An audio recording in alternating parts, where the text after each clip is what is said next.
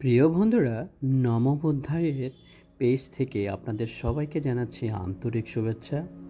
আজকেও বরাবরের মতো আরও একটি শিক্ষামূলক গল্প নিয়ে আসলাম।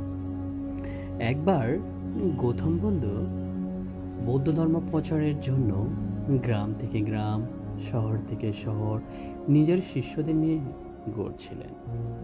পুরো দিন ঘুরতে ঘুরতে গৌতম বুদ্ধের জল পিপাসা পেল। জল পিপাসা এতই বেড়ে গেল যে তিনি আর সহ্য করতে পারছেন না। তাই তিনি তার একজন শিষ্যকে ডেকে বললেন যে তার জল নিয়ে আসার জন্য। শিষ্য গুরুর আদেশে জল আনার জন্য গ্রামের ভিতরে গেলেন। গ্রামের মধ্যে ছিল একটি নদী। সেই নদীতে গ্রামের সবাই কাপড় ধুচ্ছিল। কেউ গরু, কেউ মহিষকে স্নান করাচ্ছিল। তাই নদীর জল ছিল অপরিষ্কার।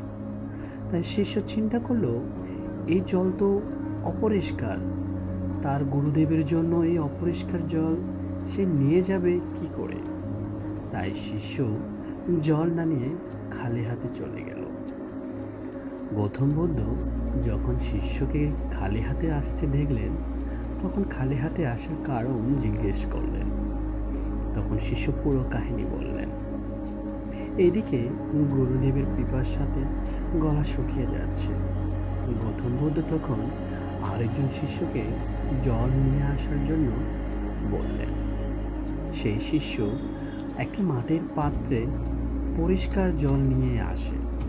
তা দেখে গৌতম বুদ্ধ অবাক হয়ে গেলেন এবং শিষ্যকে জিজ্ঞেস করলেন, এই পরিষ্কার পানি জল কোথায় পেলেন? তখন শিষ্য বললেন যে আমি যখন নদীর কিনারে জল আনার জন্য যাই, দেখি সবাই নদীতে কাপড় ধুচ্ছিল। কেউ গরু, কেউ মহিষ স্নান করাচ্ছিল। আমি নদীর কিনারে বসে গ্রামের সবার কাজ শেষ হওয়ার জন্য অপেক্ষা করছিলাম। সবাই কাজকর্ম শেষ করে চলে যাওয়ার পর আমি জলের উপরে থাকা ময়লা পরিষ্কার হওয়ার জন্য অপেক্ষা করছিলাম। যখন ময়লা জল পরিষ্কার হয়ে যায়, তখন জল নিয়ে আসে। শিষ্যের এই উত্তর শুনে গৌতম বুদ্ধ খুব খুশি হলেন এবং সব শিষ্যকে ডেকে এক শিক্ষা দেন যে জীবনে আমাদের যে কোনো কাজে ধৈর্য সহকারে কাজ করতে হবে। যে কোনো কাজ শুরু করে প্রথমবারে বিফল হয়ে গেলে কাজ ছেড়ে দেওয়া যাবে না। আবার চেষ্টা করে যাওয়া, চেষ্টা করতে করতে একদিন সাফল্য আসবেই নিশ্চিত। তাই চেষ্টা করে যাওয়াই উচিত।